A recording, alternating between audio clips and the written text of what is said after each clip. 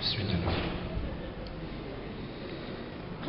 Assalamualaikum warahmatullahi wabarakatuh dan salam sejahtera. Bismillahirrahmanirrahim. Alhamdulillahirabbil alamin. Wassalatu wassalamu ala rasulil amin wa ala alihi washabihi ajmain. Qala rabbi shrah li sadri wa yassir li amri wahlul 'uqdatam min lisani yafqahu qawli. Amma ba'd. Terima kasih kepada puan pengacara majlis yang dihormati, wakil daripada YAPIM, daripada PDRM Negeri Perak, sahabat pembentang Profesor Dr. Rafidah, yang bahagia Dr. Nasir, ahli pemegang amanah Yayasan Ihtimam Malaysia, seterusnya barisan urustia, tuan-tuan, puan-puan yang dirahmati Allah sekalian. Boleh terus lagi ke ni? Boleh. Dia nak minum pagi dulu. Tapi tadi dah pukul nasi lemak kan. Jadi kita terus je lah, sebab kita pun program tak lama, separuh hari je. Tadi disebut oleh puan pengurusi majlis tadi, saya daripada bahagian keluarga, sosial dan komuniti hijrah. Sebenarnya hijrah tu tak ada. Dia hanya bahagian keluarga, sosial dan komuniti JAKIM. Komuniti hijrah ni kita cuba untuk arus perdanakan panggilan kepada kumpulan-kumpulan mereka yang terlibat dengan pelbagai isu sosial. Misalnya ketika saya mewakili JAKIM berjumpa dengan JPM, bukan Jabatan Perdana Menteri tapi Jabatan Penjara Malaysia, apabila mereka mengadakan program bantuan prabebas parol itu. Jadi saya cadangkan, why not kita gelar bantuan prabebas ini dengan komuniti hijrah. Samalah juga dengan siapa-siapa. Kalau kami di bahagian KSK JAKIM ni, bahagian keluarga, sosial dan komuniti, kami ada 4 target group sasaran utama.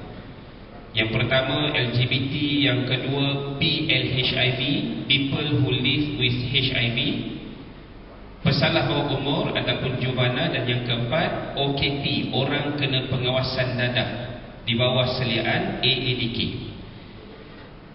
Kalau kita lihat kepada hadis Nabi SAW, Nabi sebut apa? Nabi kata al-muhajir man hajara ma nahallahu anhu, sadaqah Rasul. Orang yang berhijrah dalam arti kata yang sebenar adalah yang meninggalkan apa yang dilarang Allah ke atasnya. Jadi kalau kita boleh harus perdanakan tagline ini ataupun panggilan ini, bagi saya lebih baik. Sebab kadang-kadang ada di kalangan mereka, contoh bekas-bekas mahnya, ataupun mungkin mereka dulu terlibat dengan amalan homoseksual. Jadi nak panggil sebagai mantan LGBT itu macam janggal. Jadi kita panggil apa? Komuniti hijrah. Jadi bila Tuan Tengku tadi sebut, YAPI pun masuk dalam isu global. Bukan isu global, isu sosial. Tak ada masalah tuan. Kita boleh bergabung kerana apa? Isu ini isu yang berlaku dalam masyarakat kita. Dan kita juga bekerjasama rapat dengan Yayasan Taqwa, di YAPIM juga kita bekerjasama insya-Allah untuk membantu mereka-mereka yang terlibat dengan isu-isu sebegini. Okey, baik. Next slide. Tuan-tuan, dalam Islam ni kita kena faham, Islam ni agama yang syumul, yang sempurna. Bila kata sempurna, tidak ada satu perkara yang tertinggal. Hatta daripada kita awal bangun tadi pun sampai nak tidur balik malam nanti, semua ada panduan daripada Islam. Kita bangun tadi, doa apa? Doa bangun tidur. Alhamdulillahilladzi ahyana ba'dama amatana wa ilaihin nusyur. Segala puji bagi Allah yang telah menghidupkan kami setelah mematikan kami seketika. Bila mati seketika tu? Waktu tidur malam tadi. Tadi Tuan Tengku sebut bertolak pukul 5. Saya awal sikit, 4.30 pagi. Syukur perjalanan lancar daripada KL ke Ipoh. Cuma ada satu lori tadi terbabas dekat kawasan mana lepas daripada arena Sungai Perak tadi, naik bukit sikit. Jadi saya nak sebut, Islam juga menitik beratkan persoalan seksualiti. Sebab itu hubungan suami isteri dianggap rahmat Allah kepada pasangan suami isteri. Ada satu hadis yang menarik untuk kita bincang. Bila sahabat Nabi SAW yang fakir miskin, mereka kata pada Nabi, ya Rasulullah, dhahaba ahlan dusur bil ujur. Sahabat-sahabat yang kaya ya Rasulullah, pakat dah tapau semua pahala. Sebab apa? Mereka banyak bersedekah, sedangkan kami ni hanya menerima. Dalam istilah dunia gay ni, dia ada istilah. Apa antara istilah dia? Top and bottom. Top tu giver, yang memberi. Bottom, receiver, yang menerima. Jadi bila kita tanya, awak ni top ke bottom? Saya ni top, Ustaz. Sebab apa? Yang memberi lebih baik daripada yang menerima. Allahu Akbar.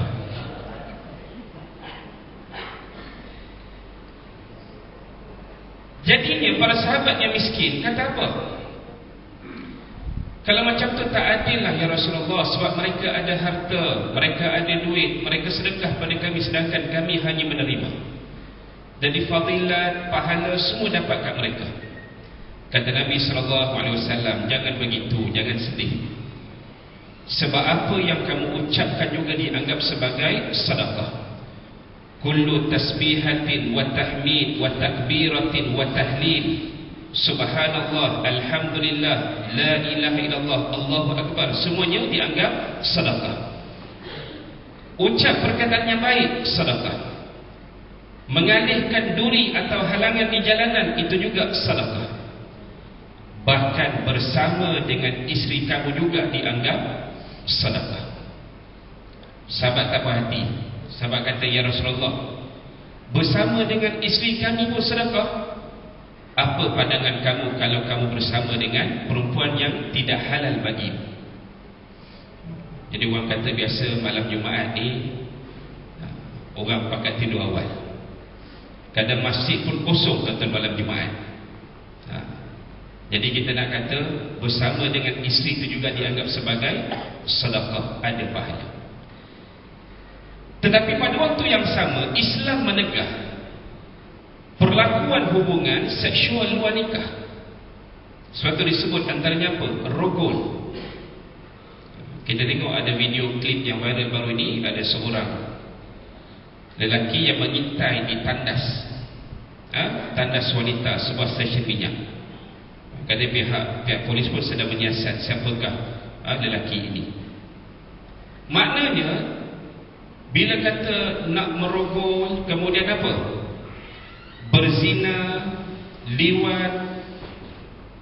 Jadi kadang-kadang kita pun, ialah banyak kes hari ini yang kadang-kadang sangat menyesakkan dada kita. Sebab itu perkara ini Islam sangat menegah. Jadi yang dibenarkan dalam Islam hanyalah bentuk perhubungan yang halal antara suami dan isteri. Okey, next. Orang biasa sebut kalau isu LGBT ni Ustaz, dia akan kait dengan kisah umat Nabi Lut alaihi salam. Dalam konteks kisah umat Nabi Lut ni, kalau kita baca surah Al-A'raf ayat 80 sampai 84, antara perkara penting yang Allah sebut kepada kita adalah pemula amalan liwat ataupun homoseksual ini, siapa yang mulakan? Umat Nabi Lut. Sebab Allah sebut, maknanya tidak ada manusia yang pernah melakukan seperti kamu di alam ini sebelum daripada ini. Jadi umat Nabi Lut yang pertama memulakan. Apa yang mereka buat? Atatuna rijal syahwatan min duni nisa.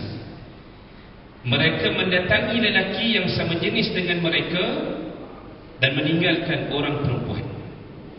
Setengah perbahasan ulama menyatakan umat Nabi Lut ada yang telah berkahwin, tetapi sanggup tinggal isteri ni, mereka pergi cari lelaki yang sama jenis dan mereka melampiaskan nafsu mereka bersama dengan yang sejenis itu. Dan di mana mereka buat? Fi nadikum, di kelab-kelab pertemuan kamu. Jadi nak kata kelab malam ni bukan perkara baru, tuan-tuan. Kelab malam ni daripada zaman Nabi Lut lagi dah ada. Habis zaman Nabi Lut, yang kemudian yang juga ditimpakan azab itu pada zaman bila? Pada zaman Pompei di Itali. Apabila gunung berapi Vesuvius itu meletup, laharnya sampai ke bawah, dan ada kumpulan-kumpulan manusia ketika itu yang melakukan hubungan sejenis. Mereka seolah-olahnya menjadi keras kerana terkena lahar lava yang panas itu, dan jasad itu masih keras sampai hari ini masih ada. Itu yang kemudian selepas daripada umat Nabi Lut. Baik, apa azab yang Allah timpakan pada mereka? Dibayangkan oleh para ulama tafsir, antaranya bumi yang mereka diami, kota Sodom itu diterbalikkan. Kemudian hujan batu daripada langit, bermaksud double, berganda azabnya. Di mana tapak kota Sodom pada hari ini, tuan-tuan? Dekat mana? Laut Mati, Dead Sea, Bahrul Mayyit, di kawasan Jordan itu. Alhamdulillah saya sampai ke sana pada sekitar 2001. Bila sampai ke Laut Mati ini, kita nampak satu kawasan yang sayup mata memandang, sebab dia macam tasik yang sangat besar. Ikan pun tak hidup dalam Laut Mati ini. Dan kita yang tak pandai berenang, bila terjun dalam Laut Mati, timbul. Sebab apa? Dianggap ketumpatan garam dalam Laut Mati ini antara yang tertinggi di dunia.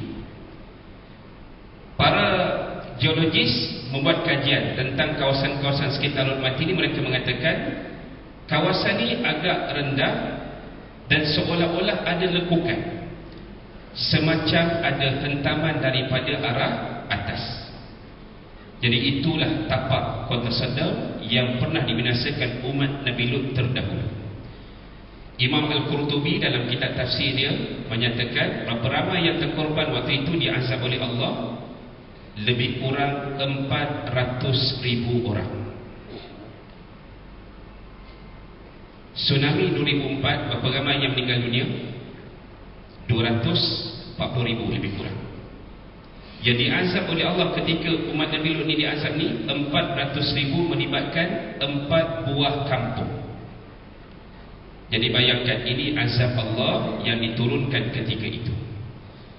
Sebab itu bila datang unsur-unsur daripada luar, baru ni konsep good vibes, di mana litar antarabangsa sebab ada satu kumpulan daripada UK, The 1975, dengan botol arak yang dipegang, dengan kata-kata yang lucah dan juga mempersendakan undang-undang negara kita khusus berkaitan LGBT ini, dan akhirnya bercium dengan gitaris yang sejenis dengan dia, lelaki dengan lelaki.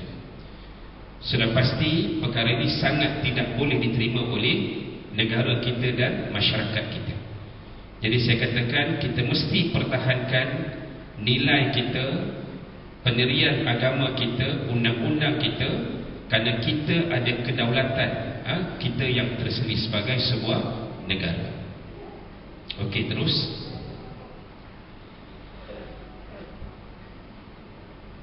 Dalam Islam, yang dikira berdosa apabila kita melakukan perlakuan.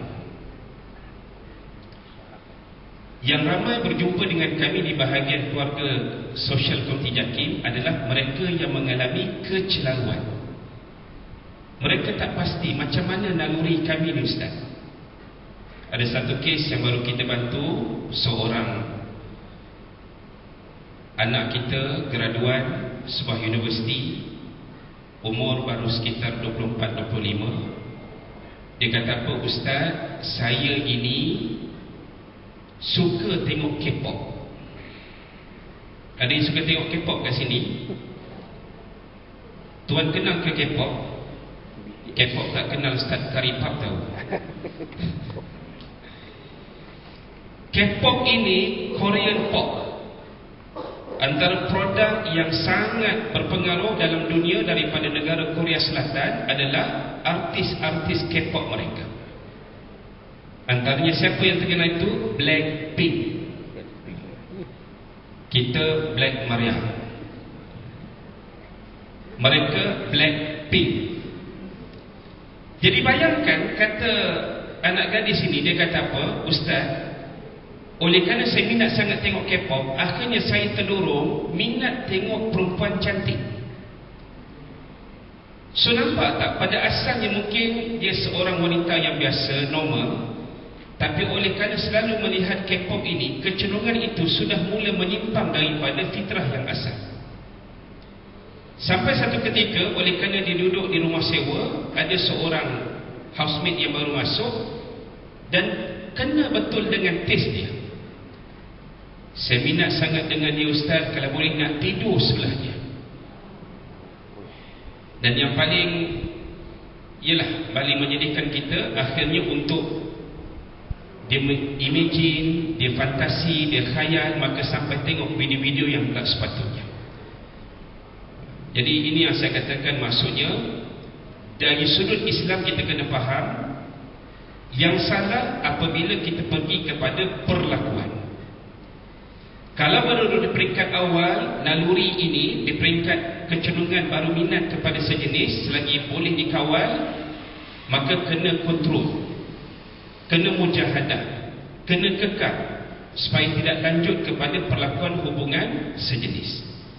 Suatu dibahaskan oleh Imam Al-Qal'aji, bila kata liwat itu apa? Persetubuhan seorang lelaki dengan lelaki lain pada duburnya.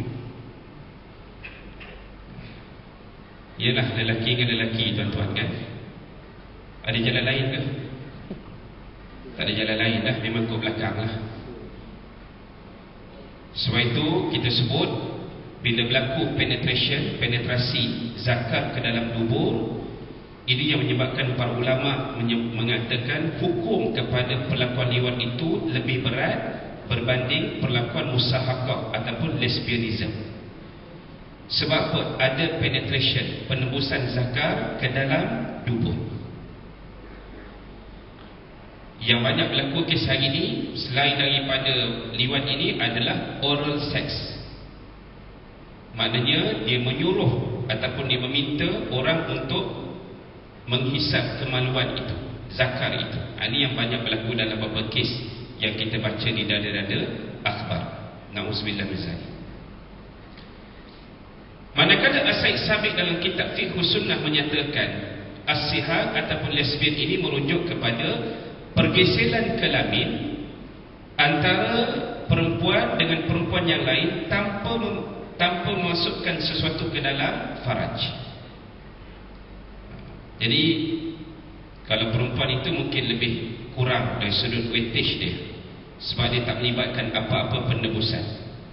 Cuma saya nak kata pada hari ini, lesbian, pengkit pun mereka dah advance. Sebab apa? Mereka boleh dapatkan dildo ataupun alat mainan seks itu, dan isunya mudah untuk didapati. Ada yang memberitahu order barang lain dekat Shopee, Lazada yang sampai barang lain, tuan-tuan. Ada satu ketika saya berhenti dekat traffic light, lampu merah, kemudian ada satu iklan adult toys. Anak saya 5 tahun di belakang tanya saya, ayah tak nak beli ke permainan orang dewasa tu? Saya kata, ini bukan permainan biasa yang ayah biasa beli kat korang. Ini alat permainan lain. Sebab itu di Terengganu 2018, bila ditangkap pasangan lesbian yang memang berada dalam enakmen jenayah syariah negeri-negeri, perlakuan liwat, musahakah, lelaki berlagak seperti perempuan, perempuan berlagak seperti lelaki, memang ada dalam enactment jenayah syariah negeri-negeri. Tapi untuk pembuktian agak sukar. Sebagai contoh, kalau saya check in satu hotel, satu bilik dengan di mahkamah, sabit kesalahan, peruntukan dalam kesalahan jenayah ini, diwan musahakah ini adalah 356. Suatu di antara usaha untuk kita memperkasakan rang undang-undang Akta RUU 355 itu dengan menaikkan, maknanya dari sudut denda hukuman penjara dan hukuman sebatan itu. Jadi 356 ini disebut sebagai apa? 3 tahun penjara atau RM5,000 denda atau 6 kali sebatan. Dan sebatan pun ikut kaedah syariah, tidak semacam yang kita biasa tengok di penjara. Jadi waktu itu hakim menjatuhkan hukuman 6 kali sebatan mengikut kaedah syariah. Ini yang berlaku pada 2018, melibatkan pasangan lesbian. Okey, next. Kalau kita sebut tentang, tadi disebut oleh Prof. Rafidah, tentang ada beza orientasi seksual dan gender identity. Kalau LGB itu, L apa tuan-tuan? Lesbian ni apa? Perempuan dengan perempuan. Mudah sebut macam itulah. Suatu bila saya buat kajian dulu, saya nak interview lesbian 2 orang. Isteri saya dah tak sedap duduk. Dia kata, bang, saya kena ikut abang ni. Saya risau nanti lesbian tu mengurat abang. Saya kata, jangan risau, lesbian ni tak minat lelaki. Yang saya risau, bawa awak nanti mengurat awak pula. Terus tak jadi ikut. Jadi orang lelaki ada alasan, nak keluar malam, nak pergi mana? Jumpa lesbian. Masya Allah, rumah tak ikut. Yang kedua, G apa? G ni lelaki dengan lelaki. Kunyit. Semua keluar lah, kunyit ke halias ke lempuas ke semua keluar. Jadi waktu saya nak temu bual seorang G ni, okey, dia kata boleh nak temu bual saya, tapi kena datang apartmen saya tingkat 16. Waktu tu saya pula bimbang. Saya bawa isteri saya kata tak apalah, awak teman saya di atas tingkat 16, awak tunggu di bawah dalam kereta. Kalau lepas sejam abang tak keluar, awak telefon abang. Alhamdulillah, selepas tawakal ala Allah, elok temu bual apa semua, saya keluar dengan selamat, tidak diapa-apakan. Kita pun risau juga kan. Kemudian B, bisexual. Bisexual ini dengan maksud dia ada kecenderungan kepada kedua-duanya. Kalau dia seorang lelaki, fitrahnya kepada wanita, waktu yang sama ada juga keinginan kepada lelaki. Kalau dia perempuan, fitrahnya kepada lelaki, tapi ada juga keinginan kepada sesama perempuan. Cuma bila kami kaji dan teliti, kebanyakan pasangan biseksual ini kadang-kadang ada di antara mereka yang asalnya gay atau lesbian. Jadi kahwin ni antara dua, sama ada dia nak menutup daripada pandangan keluarga dan masyarakat, ataupun betul-betul dia nak berubah. Malam tadi misalnya tuan-tuan, satu sesi kaunseling yang saya adakan bersama dengan pasangan ini sangat menyedihkan kita juga, sebab mereka baru 5 bulan berkahwin. Tapi suami mengadu kepada kita, Ustaz, saya tak mampu. Malam pertama saya dah gagal, Ustaz, tak mampu. Jadi saya malu pada isteri saya. Kebetulan juga mereka PJJ, perkahwinan jarak jauh, seorang di Semenanjung, seorang di Borneo. Jadi saya kata, lepas pada malam pertama tu, apa lagi yang kamu boleh selepas itu? Yang paling jauh pun Ustaz, setakat bercium sahaja. Lebih pada itu tak boleh, Ustaz. Bahkan menjadi tekanan kepada saya. Dan isteri tak disentuh hampir 4 bulan. Dan saya terpaksa memahamkan isteri bahawasanya walaupun mungkin kita boleh bagi ruang kepada suami untuk dia berusaha lagi, tapi hakikatnya kita akan faham perkara ini bukan boleh dibuat-buat, bukan boleh dipaksa. Kerana suami sudah nekat untuk berpisah sebab dia tidak mahu menganiaya pasangannya. Jadi saya nak sebut, bila kata bisexual ini juga tuan-tuan, ini di antara isu yang berlaku dalam masyarakat kita. Jadi LGB itu orientasi seksual naluri kita, sejenis, minat kepada same sex, sejenis. Bila kata gender identity, identity gender itu merujuk kepada jantina. Itu yang disebut oleh Prof. Rafidah tadi, tentang ada di sana selain daripada lelaki dan perempuan, ada yang mengaku sebagai transgender. Apa maksud T transgender tu? Seorang yang merasa tidak selesa dengan jantina asal dia dilahirkan. Itu mudah kita faham. Contoh, dia lahir lelaki, jelas lelaki, tapi dia rasa diri dia dekat sebagai seorang perempuan. Jadi dia mula pakai perempuan, dia pakai perhiasan perempuan, dan betul lah jadi macam perempuan. Kalau kata dia lahirnya perempuan, kemudian dia rasa diri dia lelaki, maka dia mula berpenampilan seperti lelaki. Jadi ada satu kes yang kita cuba bantu, seorang maknya umur 27 tahun. Bila dia tanya saya, Ustaz, nak jumpa kat mana ni? Saya nak jumpa Ustaz. Okey, kita jumpa kat Masjid Besi, Putrajaya. Saya pun tertanya-tanya juga, kenapa dia tanya nak jumpa kat mana? Jadi bila sampai tu, rupanya elok dia pakai tudung. Maknanya lelaki bertudung, perempuan. Cantik, dan kalau first time kita tengok, kita takkan kata dia lelaki. Sebab dengan wajah dia dan mungkin sedikit make up itu, kita kata dia mungkin perempuan yang original.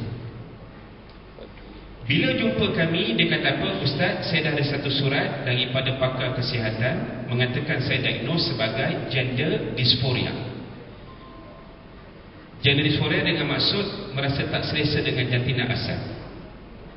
Dan sekarang saya minta pihak JAKIM keluarkan satu surat untuk saya nak buat pembedahan jantina. Di mana? Di Thailand.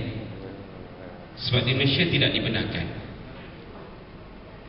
Jadi saya kata, sebelum daripada kamu nak buat tu, pergi jumpa kawan ustaz dekat sebuah pusat perubatan yang masih diiktiraf dalam lingkungan JAKIM itu, di PPUKM.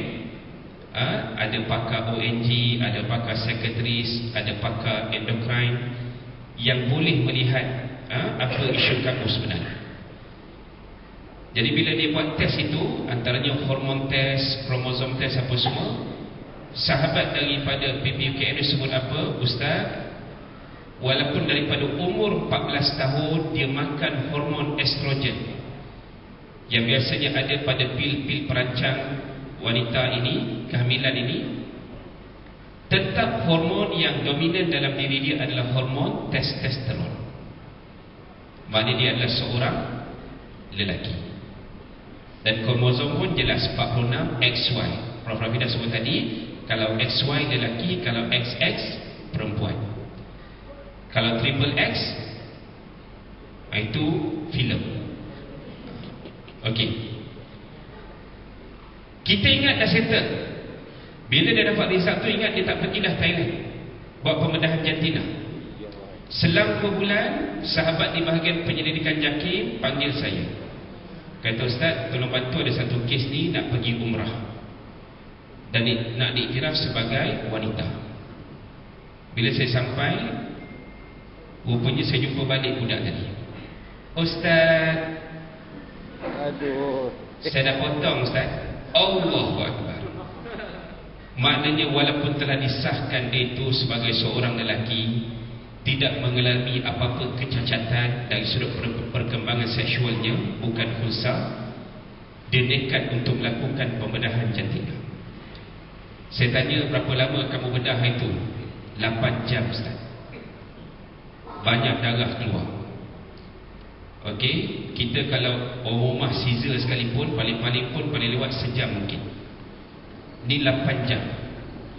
Dah 8 jam, bila doktor Thailand tu dah tengok apa semua, kata, tak apa nak jadi Faraj palsu ni, vagina ni. Kita operate sekali lagi.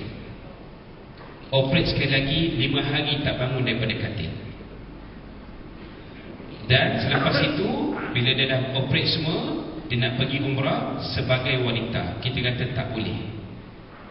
Sebab tidak ada bukti kamu mengatakan kamu tu seorang wanita daripada laporan pakar perubatan. Sama juga dengan pengkit. Kalau kita nampak hari ni dekat pasar malam, dekat shopping kompleks, di perpegangan tangan yang kalau yang seorang tu macam lelaki betul, tapi suaranya tetap suara perempuan. Yang seorang lagi memang mungkin perempuan biasa. Jadi yang macam lelaki betul ni, ada yang nekat buat pembedahan juga. Apa dia? Pembedahan membuang buah dada. Ada satu kes, bila dah operate apa semua, dia letak dalam Facebook. Dia kata apa? Beauty is pain. Cantik itu sakit. Baru lapang dada, dia kata. Masya Allah. Sebab apa? Dah buang buah dada. Ini yang sedang berlaku dalam masyarakat kita sekarang. Suatu bila kata jantina dalam Islam ini sangat penting, kerana dia melibatkan tentang hukum. Untuk perkahwinan yang sah, mesti berlaku di antara lelaki dan perempuan yang bukan mahram. Maknanya apa? Kalau mahram pun tak boleh. Ayah boleh nak kahwin dengan anak perempuan? Tak boleh. Ibu nak kahwin dengan anak lelaki? Tak boleh. Lelaki boleh kahwin dengan lelaki? Tak boleh. Perempuan dengan perempuan? Tak boleh. Dalam kitab fiqh dibahaskan, lelaki nak kahwin dengan pulsa pun tak boleh. Mana pulsa tu kena ditentukan apa jantina yang lebih dekat dengan dia. Jadi sebab itu bila hari ini ada undang-undang yang untuk menghalalkan perkahwinan sejenis di beberapa buah negara, maka kita tidak boleh bersetuju dengan perkara ini. Jadi sebab itu jantina sangat penting kan dia melibatkan hukum. Okey. Next slide. Dalam hadis Nabi SAW, Nabi menyatakan, man wajadtumu man amila amala qaum lutin faqtulul fa'il wal maf'ul bih. Sadaqah Rasul. Barang siapa yang kamu dapati melakukan amalan kaum Lut, bunuhlah pelaku dan yang diperlakukan. Tuan-tuan, hadis ni hadis sahih. Ada kumpulan pro LGBT cuba mengatakan, betul ke Nabi keluarkan hadis ni? Sebab dia sangat judgemental, sangat menghukum. Dan takkanlah Nabi yang digelar sebagai seorang Nabi Rahmah yang penuh dengan belas ihsan kepada umat boleh mengeluarkan hadis yang sebegini rupa. Kita jawab balik, Nabi SAW tidak akan bertolak ansur dengan perkara-perkara yang jelas diharamkan oleh Allah Subhanahu Wa Taala. Ayat tentang zina dalam Al-Quran ada berapa tempat, tuan-tuan? Satu tempat saja, dalam surah Al-Isra. Wala taqrabuz zina. Dan jangan kamu hampir kepada zina. Ayat tentang kisah umat Nabi Lut disebut berapa kali? 27 kali. Mana lagi berat? Ayat tentang liwat ke tentang zina? Tentang liwat. Jadi sebab itu, bila keluar hadis macam ni, kita sebagai orang beriman, orang Islam khususnya, kita akur dengan apa yang disebutkan oleh Nabi. Cuma hadis ini kata ulama, dalam konteks kalau ada konsensus, suka sama suka, setuju untuk buat bersama-sama. Ada tak yang tak suka tapi dipaksa? Ada, tuan-tuan? Di mana biasa berlaku? Antaranya di asrama. Pelajar-pelajar senior meliwat pelajar-pelajar junior. Ataupun ada segelintir guru yang mengambil kesempatan kepada anak murid mereka. Bukan setakat di asrama, hari ini juga sudah menular ditahfiz di pondok. Dan sekolah asrama tu tak kira sekolah agama ke bukan sekolah agama, hari ini banyak berlaku. Dan sebab itu kita menekankan betapa pentingnya untuk kita mencegah daripada awal. Hari ini kalau boleh kita kena turun ke sekolah rendah paling awal. Sebab apa? Anak-anak ni bila darjah 6, lepas tu mereka akan masuk tingkatan 1 ke asrama. Jadi kita kena pesan dekat anak-anak darjah 6 ni habis kalau dulu ada UPSR, sekarang tak ada. Masa kau sekolah rendah, engkau yang paling tua sebab kau darjah 6. Tapi bila masuk sekolah asrama tingkatan 1, engkau paling muda. Ada abang-abang form 4 dan form 5 misalnya. Jadi isunya kadang-kadang yang masuk ini, adik-adik tingkatan 1 ni yang mukanya agak jambu sedikit, yang baby face, yang mukanya agak kita kata tengok pun maknanya ada comel sikit. Jadi mereka ni kadang-kadang jadi aim dan target kepada abang-abang yang senior. Sebab itu kalau di asrama, baru ni ada satu drama di Astro High School. Rupanya dalam konteks asrama ni dia ada kapla. Siapa yang jadi kapla tu memang dia kontrol satu asrama. So kapla-kapla ini yang kadang-kadang akan menjadikan adik-adik ni sebagai mangsa. Mereka mula panggil di mana adik-adik ni, antaranya di store. Kalau ada bilik kosong, panggil ke bilik kosong. Sebab tu kena pesan pada anak-anak ini, kalau boleh bila abang-abang mula panggil, tolong beritahu kepada warden ataupun kawan-kawan yang terdekat supaya mengambil langkah berjaga-jaga sebab bimbang ada perlakuan yang tidak sepatutnya. Selain daripada asrama, ditahfiz di pondok, berlaku di mana? Antaranya juga di penjara. Saya pergi ke penjara Kajang, wanita Kajang. Mereka kata, Ustaz, memang di penjara ni pun banyak berlaku, terutamanya dalam sel-sel. Kalau di penjara lelaki, macam biasalah tuan-tuan, ada satu istilah. Apa dia istilah dia kalau di penjara ni? Kalau sabun jatuh jangan kutip. Understood, faham tu. Kalau kau kutip tu memang siaplah. Jadi nak cerita, ini gambaran yang berlaku. Jadi bagi mereka yang tidak suka tapi dipaksa sebegitu diperlakukan, mudah-mudahan tidak ada dosa pada mereka. Yang dosa itu ketika mana suka sama suka. Dan ini hukuman yang Nabi berikan. Sampai begitu sekali, bunuhlah pelaku dan yang diperlakukan. Okay, next. La'ana Rasulullah sallallahu alaihi wasallam al-mutashabbihin minar rijal wal mutashabbihat minan nisa. Dilaknat oleh Rasulullah sallallahu alaihi wasallam orang lelaki yang menyerupai wanita dan wanita yang menyerupai lelaki. Jadi sebab itu penyerupaan itu bagaimana? Kadang-kadang dari sudut pakaian, lenggok percakapan. Kadang hari ini kalau kita tengok di TikTok misalnya, yang jual tudung tu orang lelaki. Tapi bila dia dah jual tudung, dia pula menggayakan tudung tu. Jadi kalau kita ikut hukum, sebenarnya memang tak boleh, sebab dia menyerupai. Jadi ini yang kita kena tekankan kepada masyarakat kita. Okey, baik. Terus. Okey. Ini simbol mereka. Tapi kita berbincang dengan Prof. Rafidah, kalau boleh kita nak kembalikan pelangi itu kepada kita balik. Boleh tak? Jadi orang perempuan kalau buat kek pelangi, jangan rasa bersalah. InsyaAllah saya makan. Orang lelaki nak pergi masjid, parking jauh kat luar perkarangan masjid sebab dalam dah penuh, tiba-tiba jalan ke dalam tu hujan lebat.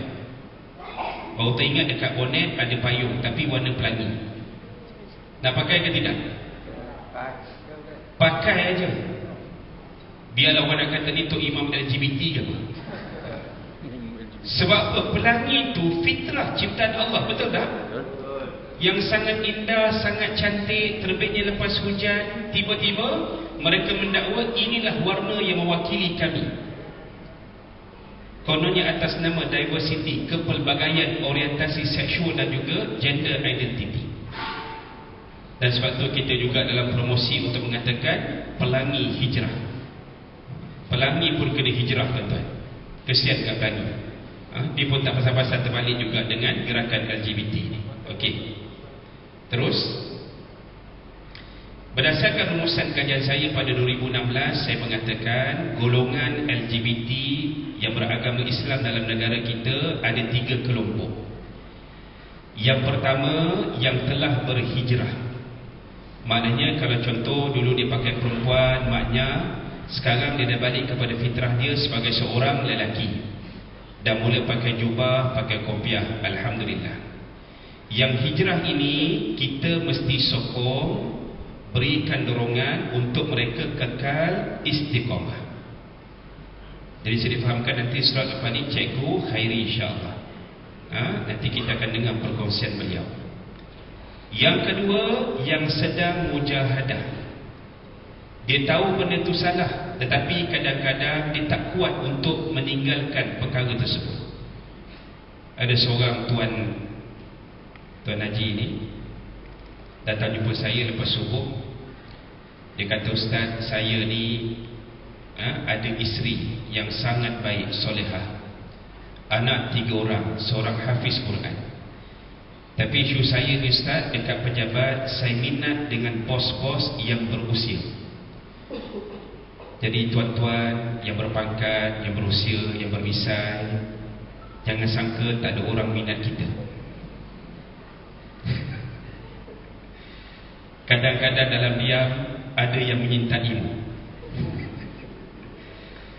Kalau yang jatuh cinta dengan kita tu, kelainan jantina tu, tahan lagi masalah ni yang sejenis.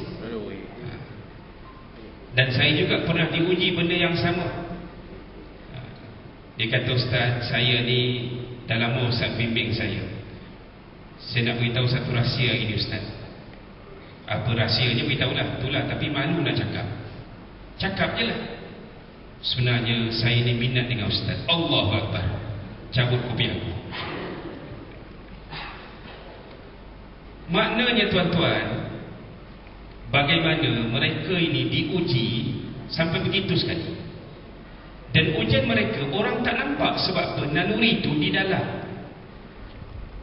Ada seorang yang saya bantu ni, dia anggota PDRM. Kahwin tak sampai 2 tahun, berpisah sebab dia tak mampu. Dan badannya tegap, handsome, menjadi dambaan anggota-anggota wanita di pejabat. Tapi dia kata apa? Ustaz cuba teka, saya ni top ke bottom Ustaz? Saya kata, dengan badan kamu tegak macam ni, handsome macam ni, memang top lah. Bukan sabun top apa ya? Dia kata, tak Ustaz, saya bottom. Jadi kebanyakan yang bottom ini bila berkahwin agak sukar untuk mereka melunaskan nafkah batin mereka kepada pasangan isteri yang sah itu. Jadi suatu akhirnya banyak kes berlaku dengan perpisahan. Jadi ada satu kes yang saya kata awal tadi. Dia kata, Ustaz, saya nak 3 orang isteri baik di pejabat, saya minat dengan bos-bos saya lebih berusia. Dan ketika saya dapat outstation, itu paling best. Sebab apa? Kami sebilik seorang. Tapi saya ajak kawan-kawan ni, mari kita duduk sebilik. Waktu tu kami dah bersama, dah tanpa berpakaian, cuma bawa peringkat ringan-ringan je Ustaz. Dan saya tahu benda ni salah. Saya kata pada Tuan Haji ni, dan dia kata dekat taman dia saya dilantik sebagai Tuan Imam. Saya kata, Tuan Haji, yang pertama saya nak sebut mujur Tuan Haji baru ringan-ringan. Lepas tu dia tanya balik, kalau macam tu ringan-ringan boleh Ustaz ya? Tidaklah maksud boleh, cuma saya nak kata Tuan Haji tak pergi lebih jauh. Satu. Yang kedua, Tuan Haji masih beruntung sebab masih ada rasa bersalah, rasa berdosa bila buat benda ni. Ada orang buat dosa tapi dah tak rasa salah. Itu yang kita bimbang sangat. Yang ketiga, saya kata Tuan Haji cuba bayangkan, kalau apa yang Tuan Haji buat ni pecah, maknanya isteri tahu, anak-anak tahu, Koryah dalam taman Tuan Haji yang Tuan Haji jadi imam tu tahu, di mana Tuan Haji nak letakkan muka. Jadi suatu saya kata akhir zaman antara yang sangat menduga kita semua adalah ujian nafsu syahwat. Kita minta lindung dengan Allah daripada ujian ini, tuan-tuan. Sampai Nabi bayangkan kepada sahabat, wahai sahabat semua, kita baru balik daripada satu perang dan kita akan menghadapi satu peperangan yang lebih besar. Sahabat tanya balik, ya Rasulullah, bukankah kita berbalik pada perang ni? Ramai yang syahid, ada yang cedera pun. Kau kata kita akan bertempur dalam perang lebih besar? Ya, maksud aku peperangan melawan hawa nafsu. Jadi hari ini tuan-tuan, apa yang tak berlaku? Dengan video pornografi yang sangat mudah diakses, hanya di hujung jari. Jadi apa yang kita anggap boleh membendung perkara ini kalau bukan daripada ada iman, mujahadah melawan hawa nafsu dan merasai pengawasan Allah Subhanahu wa taala. Baik. Yang ketiga, dia meyakini LGBT tak salah. So kumpulan ini kita mesti tangani dengan hujah dan dialog. Saya pernah satu ketika bila dialog dengan mereka, mereka kata apa? Ustaz, program JAKI buat mukhayyam, program-program pemulihan pada LGBT tak perlu. Sebab tak boleh pun nak ubah kami, hanya menghabiskan duit pembayar cukai sahaja. Saya kata tidak. Di kalangan LGBT ni ada yang nakkan bimbingan agama. Dan kami sebagai JAKI, Badan Agama Peringkat Federal Persekutuan bersama dengan Jabatan Al-Islam Negeri akan terus memberikan bimbingan kepada yang nakkan bimbingan agama. Persoalan kamu nak tuntut hak kamu, itu persoalan kamu. Tapi ada di antara LGBT ni yang tak nak pun tuntut sebab dia tahu benda itu salah dan mereka nakkan bimbingan agama. Jadi kami bertanggungjawab untuk bimbing mereka. Yang kedua, ada lagi yang bangun kata, Ustaz, fatwa kat Malaysia ni rigid, jumud. Kenapa tak boleh iktiraf kami sebagai gender ketiga? Selepas lelaki, perempuan, kami maknyah ni diiktiraf sebagai gender ketiga. Sedangkan di Bangladesh, Pakistan dan sebagainya sudah diiktiraf kumpulan ini. Bahkan dia kata apa? Saya ni Ustaz, kalau mati hidup balik, saya tetap maknyah. Allahu Akbar.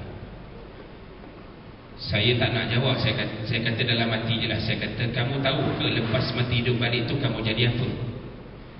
Tapi punya dia confident, dia yakin. Dia kata lepas mati hidup balik pun saya tetap maknyah. Tuan-tuan yang dihormati sekalian. Okay, next.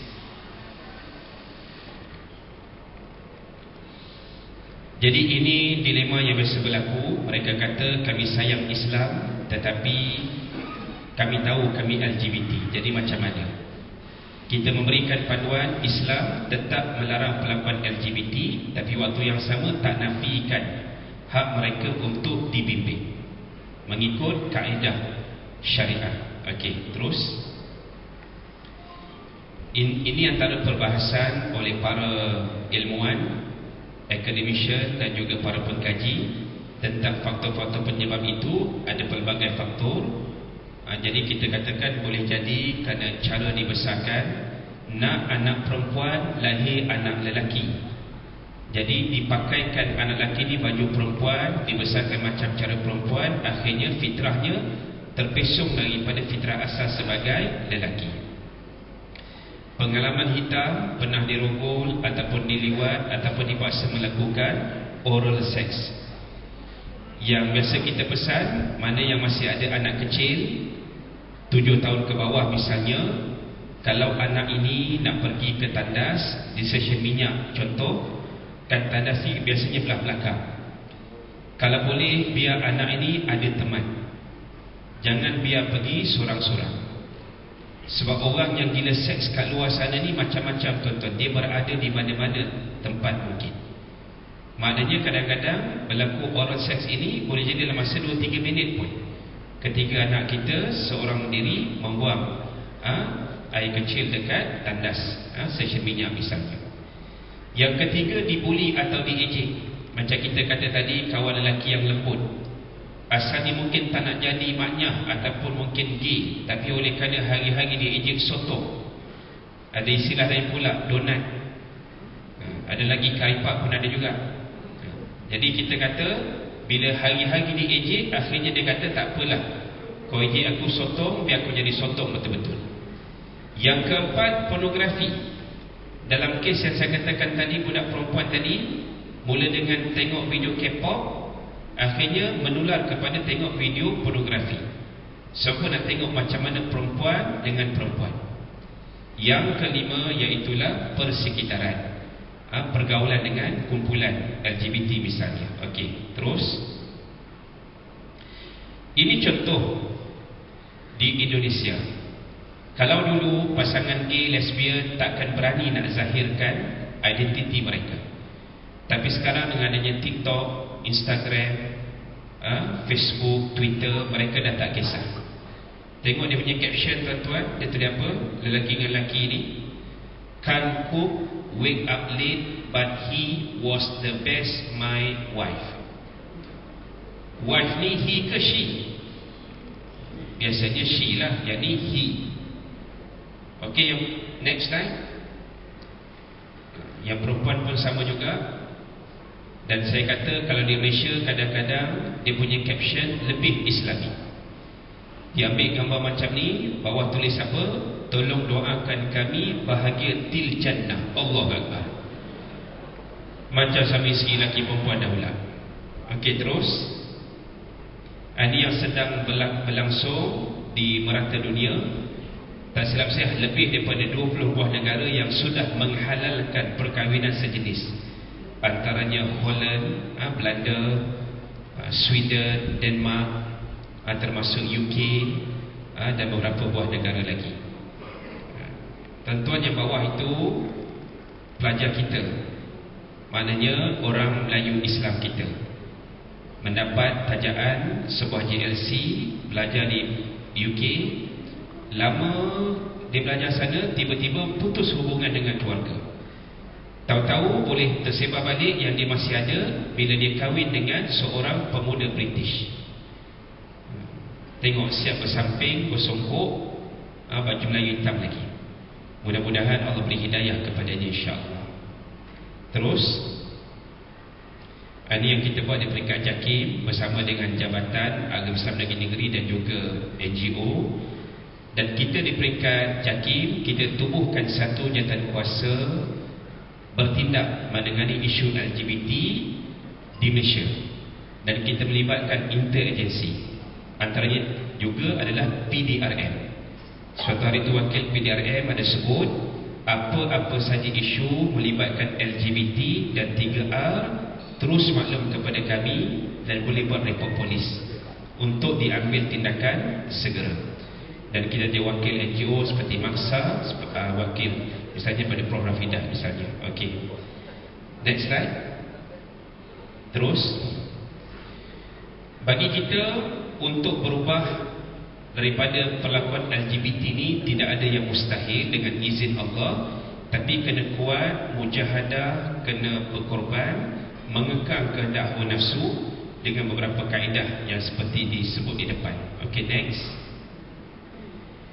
Termasuk juga kena holistik, bukan setakat di seluruh agama, bantuan daripada pakar perubatan, pakar psikiatris, dan termasuk amalan personal. Contoh, puasa sunat. Sebab Nabi kata dalam hadis, barang siapa yang tak mampu kahwin, maka berpuasa, sebab ia akan jadi benteng untuk kamu. Orang kan kata, alah ustaz, macam biasa sangat, takkan suruh puasa nak kawal hawa nafsu. Tapi bila kita hayati puasa yang kita buat, insya-Allah puasa ini boleh jadi benteng. Sebab tu Nabi sebut, fadilat puasa untuk membentengi orang yang belum mampu untuk berkahwin. Okey, terus ada satu kes yang kita jumpa di Jakarta dengan NGO di sana, Yayasan Peduli Sahabat. Ada seorang bekas gay, bila kita jumpa dia kata, "Ustaz, saya ini kalau tidak ketemu dengan orang-orang yang sudi membimbing, ada 5 keadaan yang boleh saya berlaku. Yang pertama, terus menjadi gay dan homoseksual. Yang kedua, sentiasa ada keinginan nak bunuh diri. Sebab apa? Penat lawan naluri dalaman ni. Orang anggap kita normal. Yang ketiga, jadi seorang gay, terus jadi gay tapi kahwin untuk tutup pandangan keluarga dan masyarakat. Yang keempat, jadi orang yang soleh namun tidak berkahwin. Sebab apa? Tak mampu. Ada perasaan kepada wanita. Dan yang kelima, jadi orang yang soleh, berkahwin dan yakin menjalani kehidupan. Dan sahabat kita ini memilih yang kelima. Alhamdulillah, dikurniakan 2 orang cahaya mata. Kita doakan dia istiqamah insyaAllah. Okay, terus ini di antara pengisian program yang kita adakan untuk komuniti LGBT. Antaranya kesedaran kerohanian, pengetahuan agama, kesedaran kesihatan. Kita biasanya panggil wakil-wakil daripada Jabatan Kesihatan Negeri untuk berkongsi tentang HIV dan apakah perkara-perkara yang boleh menyebabkan jangkitan penularan HIV itu. Antaranya melalui jangkitan hubungan seksual dan mostly daripada hubungan sejenis. Yang keempat, motivasi diri, bimbingan kerjaya. Dan yang kelima, aktiviti outdoor. Ada yang kadang-kadang kita buat program dengan maknyah, antaranya tarik tali, tuan-tuan. Jadi kita kata siapa yang menang 2 pusingan, dia juara. Pusingan pertama, kami JAKIM, Jabatan Angsuran Pahang dan juga UIA Kuantan, kami satu tim, maknyah satu tim. Round pertama, tim kami menang. Round kedua, maknyah menang. Round ketiga, kami hampir nak kalah, mujur menang. Saya kata malu kalau kalah dengan maknyah ni. Dia pula masa tarik tali, memanglah mula-mula tarik memang dia kontrol. Tarik. Ujung-ujung dia pun nak menang juga. Tarik. Keluar suara jantan. Jadi maknanya apa? Maknanya dia tahu diri dia sebenar. Bila semayang jemaah, ada separuh semayang, separuh tak semayang. Bila tak semayang tu duduk tepi dinding, pakai baju kelawar. Tanya kenapa tak semayang? Datang bulan, Ustaz. Kok mana datang bulan pun kita tak tahu. Tapi nak ceritanya itulah, dalam proses dakwah bimbingan ini memerlukan kesabaran.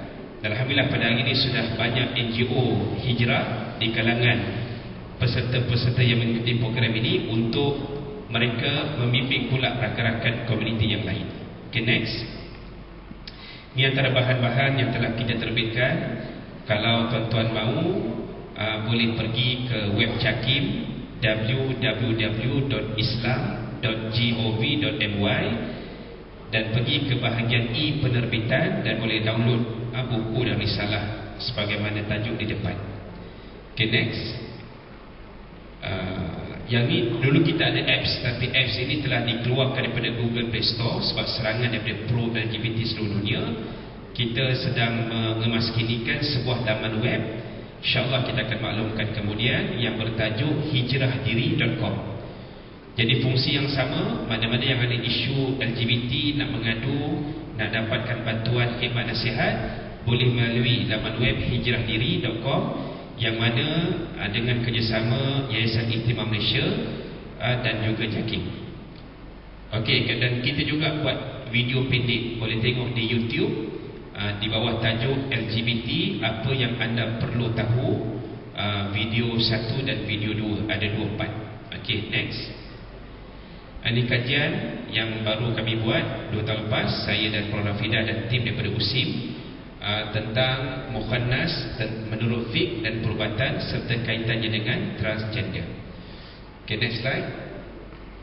Yang antara buku yang juga diterbitkan, tulisan daripada PhD saya, diterbitkan dalam 2 versi, satu oleh penerbit UKM, golongan LGBT dan penyelewengan tafsir, dan satu lagi menelusuri fitrah insani, penerbitnya oleh JAKIM.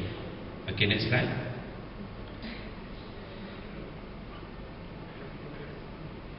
Pusing-pusing pula.